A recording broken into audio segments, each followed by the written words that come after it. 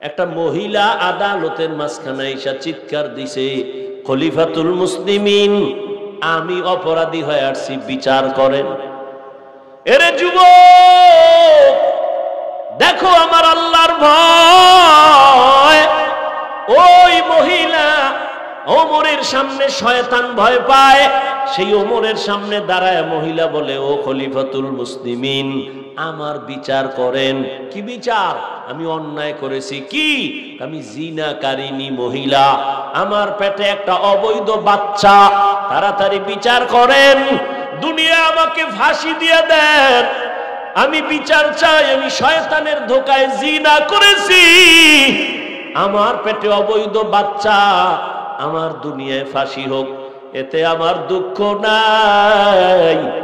এরপরও আমি চাই কিয়ামতের দিন যেন জাহান্নামের শিকল আমাকে ধরতে না পারে, কারণ জাহান্নামের আগুনের শাস্তি বড় কঠিন।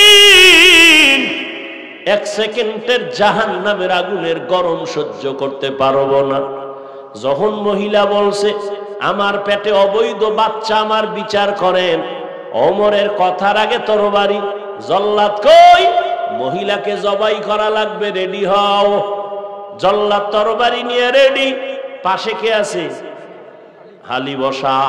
আলী ডাক দিয়া বলেন, খলিফাতুল মুসলিমিন, বেয়াদবি ক্ষমা করবেন, এই মুহূর্তে মহিলার বিচার করতে গিয়া না জানি আবার বেইনসাফি হয়। মানি কয় খলিফাতুল মুসলিমিন, ওই যে মহিলা জিনা করিয়া বাচ্চা গর্ভে নিছে, মহিলার অন্যায় মানি, তবে বাচ্চাটার তো কোনো অপরাধ নাই, আছে? তাহলে মহিলারে জবাই করলে বাচ্চার উপরে তো জুলুম হবে। ওমর ধাক্কা খাইয়েই কয়, আলী, বিচারটা তুমিই করো। আলী চিল্লায় কয়, আম্মা জান, দিব্যি আরামে আপনি নিরাপদে বাড়ি যান, কোনো পেরেশানি নাই। আদালত মুলতবি করা হলো, কোনো বিচার হবে না, আপনি বাড়ি চলে যাবেন, দিব্যি আরামে ঘুমাবেন, খাবেন, সন্তান দুনিয়াতে আসবে। দুনিয়াতে আসার পর এই সন্তানটাকে লালন পালন করবেন, বড় বানাবেন। বড় বানাইয়া সন্তান নিজের পায়ে যখন দাঁড়াবে, নিজের বুঝ দিয়া চলতে পারবে, পেছনে আর কোনো তাকাইয়া চলতে হবে না। এই সন্তানের পূর্ণপ্রাপ্ত বয়সে যখন যাবে, তখন আপনি আদালতে আসবেন, আপনার বিচার হবে, বাচ্চার উপরে কোনো জুলুম হবে না। ওমর কথা শুই না একটা আওয়াজ দিয়ে আলীর দিকে তাকায় কয়, লাউলা আলিয়ুন লাহালাকা ওমর, আজকে যদি আলী তুমি না হইতা, আমি ওমর ধ্বংস হয়ে যাইতাম। ইলমেরা ইজাজু করদন বেহিসাব, খলকেরা দাদন জওয়াবে বাসওয়াব, হক না দারদ দোস্তে খলকা জারেরা, নিস্তে ই খসলত একে দিনদারেরা।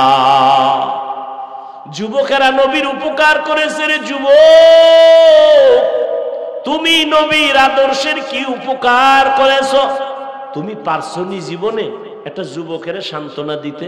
এক যুবক দাড়ি রেখেই ফেলাইছে, তুমি কি যদি বলতা, ভাই মাশাআল্লাহ নবীর মোহাব্বতে দাড়ি রাখছো, আলহামদুলিল্লাহ, দোয়া করি, আমিও দোয়া চাই, আমিও যেন রাখতে পারি, কিন্তু এই কপাল তোমার হয় নাই, বরং তুমি ধাক্কা দিয়ে বলছো, এই তোর বয়স কত?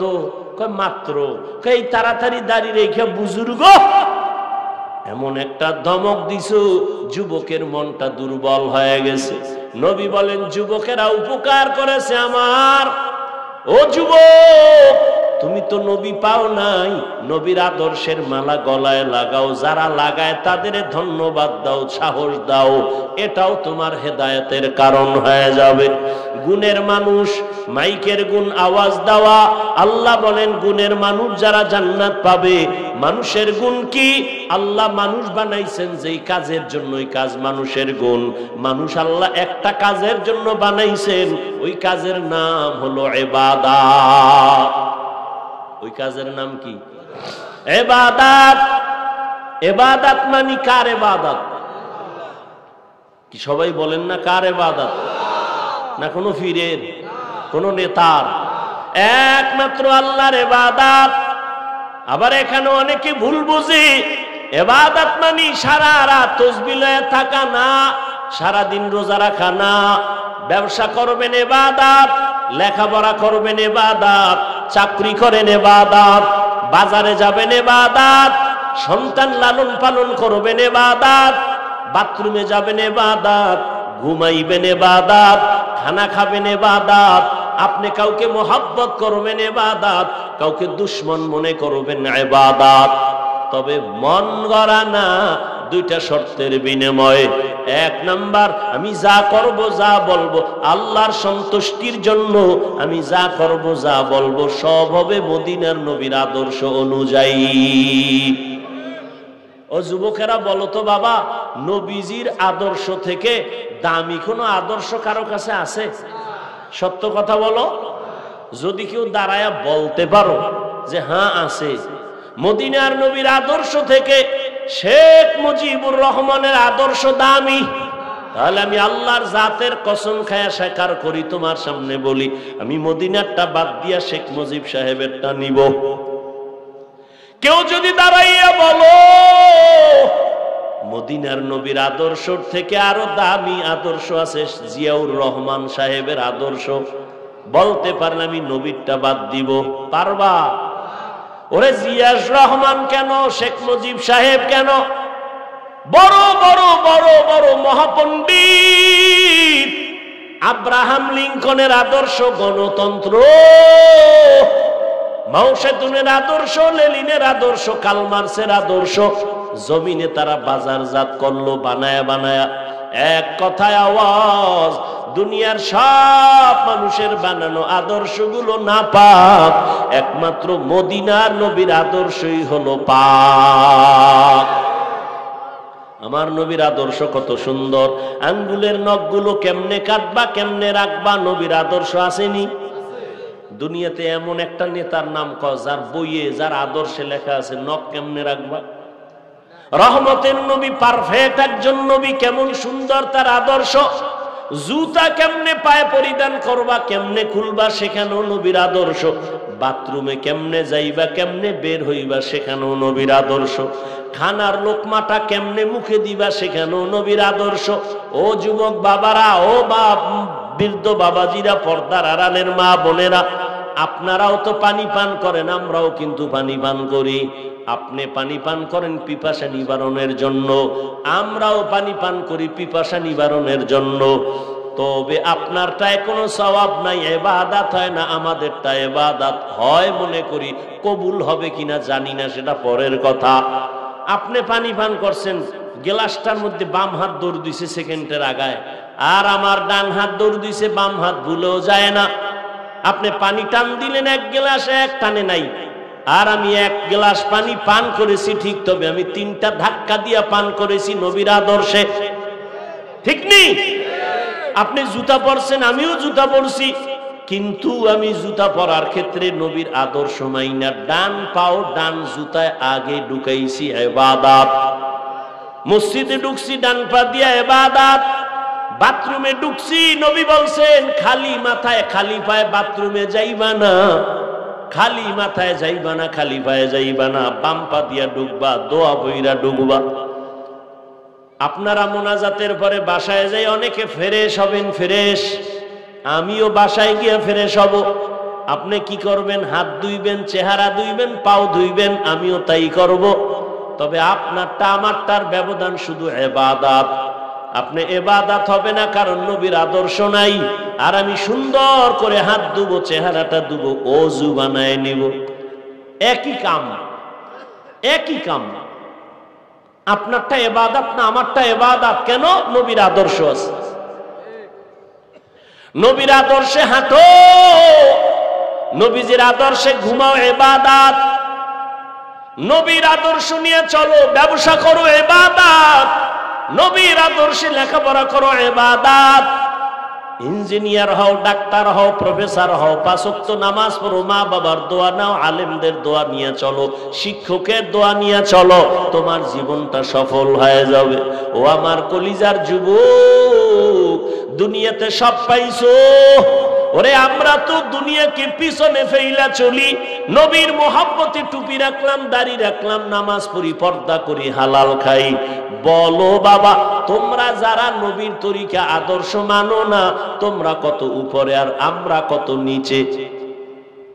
তোমরা উপরে উঠছো, আমগো থেকে একবেলা ভাত বেশি খাও না। তুমি নবীর আদর্শ জবাই কইরা 3 বেলা খাও, আর আমরা নবীর আদর্শ ঠিক রাইখাও 3 বেলা খাই। তুমি নবীর আদর্শ বাদ দিয়া ঘুমাও, আমরা নবীর আদর্শ ঠিক রাখিয়া ঘুমাই। আমরা রাতে ঘুমাই, তুমি নবীর আদর্শ বাদ দিয়া দেশ বিদেশ ভ্রমণ করো, আমরা নবীর আদর্শ ঠিক রাইখা দেশ বিদেশ ভ্রমণ করি। ও আল্লাহর বান্দা, কই আমরা তো না খাইয়া মরি নাই। মহামারী করোনায় স্কুল বন্ধ, কলেজ বন্ধ, চাকরি বন্ধ, ফ্যাক্টরি বন্ধ করোনায়, কিন্তু একটা মাদ্রাসাও বন্ধ হয় না। কত ব্যবসায়ী ব্যবসা ছেড়ে দিল করোনায়, কিন্তু একজন টুপিওয়ালা আলেম কেউ কোনোদিন না খায় মরে নাই, কারো কাছে ভিক্ষা চায় নাই। তুমি করোনার সময় মাস্ক লাগাইছো, ট্রিপল মাস্ক, মরবা না।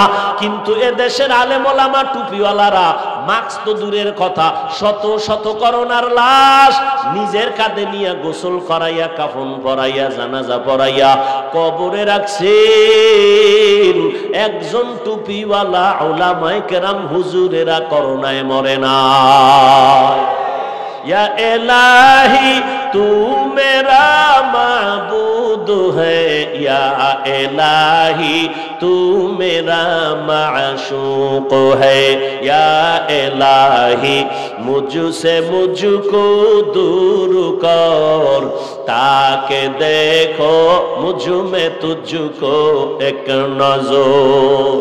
ओ আমার কলিজার যুবক,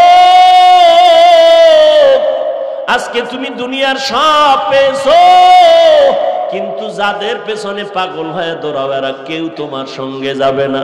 আজকে তুমি দেখো তোমার টাকা পয়সা, বাড়ি গাড়ি, অভাব নাই রে বাবা। টাকা পাইলা, বাড়ি পাইলা, ঘর পাইলা, ভাই পাইলা, বোন পাইলা, কিন্তু যেদিন সাদা কাফনের প্যাকেট হইয়া যাইবা, ওই দিন দেখবা কই আমার মা, কই আমার বাবা, কই আমার আপনজন কেউ নাই। এমন এক বাসবাগানে তোমাকে আমাকে নিয়ে রাখবে, যেখানে আপন কেউ থাকবে না, একটা বালিশও নাই। আমার গায়ের গেঞ্জিটা পর্যন্ত আমার আপন জনেরা বেলেট দিয়া কেটে কেটে রেখে দিবে। ও আল্লাহর বান্দারা, আমিও তো তোমার মতো একটা যুবক। ও বাবা, তুমি আজকে বুদ্ধি খাটায় বলো, টুপি পরলে বড় গরম লাগে।